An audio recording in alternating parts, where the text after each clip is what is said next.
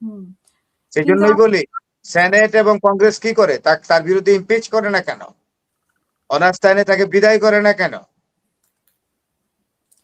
আমরা তো এটাও দেখতে পাচ্ছি যে ওমান সাগরে এই যে গতকালকেরই তো মানে গতকালকে না আজকেরই নিউজ যে ওমান উপসাগরে মার্কিন যুদ্ধজাহাজে ইরানে হামলা করেছে। মানে ইরান কুয়েতের বিমান ঘাঁটি বিমানবন্দরও হামলা করলো, আবার ওমানেও হামলা করলো।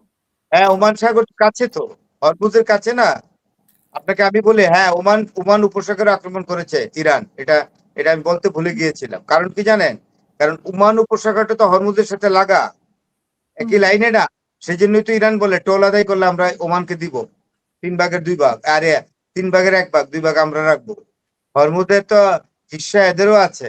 তাইলে ওই হরমুজের সিকিউরিটির জন্য ইরান কিন্তু ওই আমেরিকান বেজের উপর আক্রমণ করছে ওমানের, ওমান উপসাগরে। তাই না? নিউজটা তাই তো নাকি? তাই, হ্যাঁ, হ্যাঁ।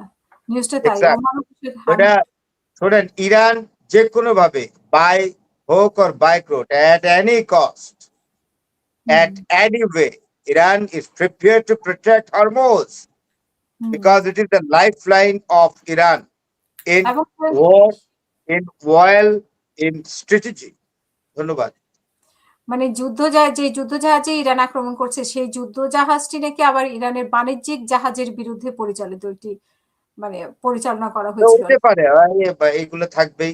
আমি হুম, মনে হয় ডোনাল্ড ট্রাম্প যতদিন ক্ষমতায় আছে, যতদিন এই রিপাবলিকান এরা আছে, আর যেদিন ডোনাল্ড ট্রাম্পের এই হক্স গুলো আছে, হক্স মানে শকুন গুলা, যুদ্ধের শকুন, এটা আমি বলি না, এগুলো জেমস ওয়াকার থেকে আরম্ভ করে আরো অনেকেই বলে, যেটা প্রফেসর জন মার্শিমার শিকাগো ইউনিভার্সিটির বলে, আপনার হার্ভার্ড কলম্বিয়া ইউনিভার্সিটির যে প্রফেসর সেক্স, সবাই বলে এই হক্স শব্দটা ইউজ করে, মানে হুম, শকুন।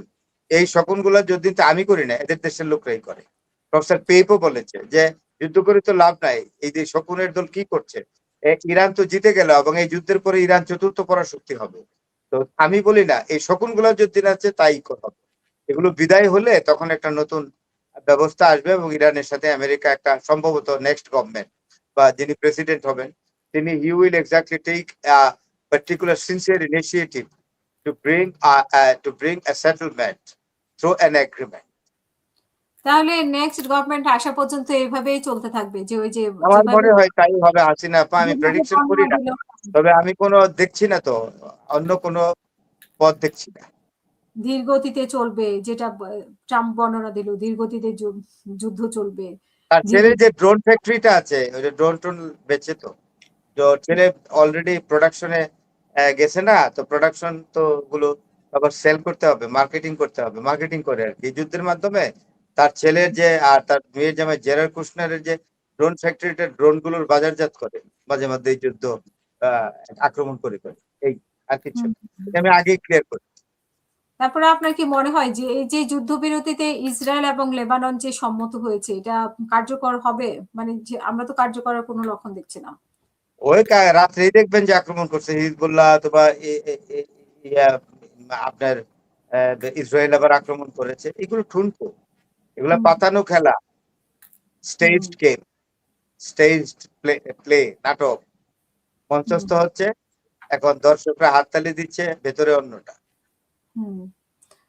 অসংখ্য ধন্যবাদ ফরাদ ভাই। আমরা শেষ করব। যদিও কয়েকটা মানে ছিল, প্রশ্ন ছিল। আমেরিকা ইসরায়েলের মোর্দাবাদ, ইরান ফিলিস্তিনি বিমান, যাই হোক।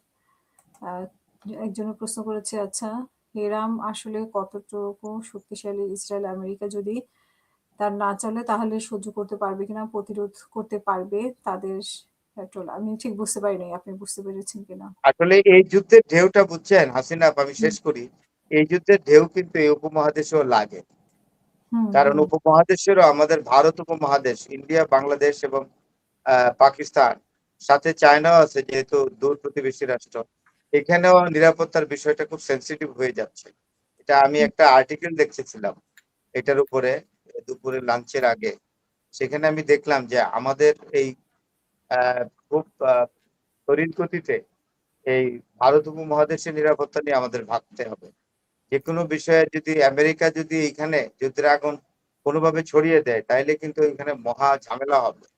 এটা অনেক ভালনারেবল ইস্যুস আছে, পরে আমি এই বিষয় নিয়ে একটা টক শো হইলে আপনার সঙ্গে কথা বলবো। জি, অসংখ্য ধন্যবাদ ফরাদ ভাই আমাদের সাথে যুক্ত হওয়ার জন্য। প্রিয় দর্শক আপনাদেরকে অসংখ্য ধন্যবাদ এবং ফরাদ হোসেন নামে যে আইডি আছে এই আইডি ফলো করে আপনারা আপডেট রাখতে পারেন, আপডেট শুনতে পারেন। অসংখ্য ধন্যবাদ সবাইকে। আমাদের পরবর্তী অনুষ্ঠান দেখার আমন্ত্রণ জানাই। ধন্যবাদ হাসিনা আপা, ভালো থাকবেন।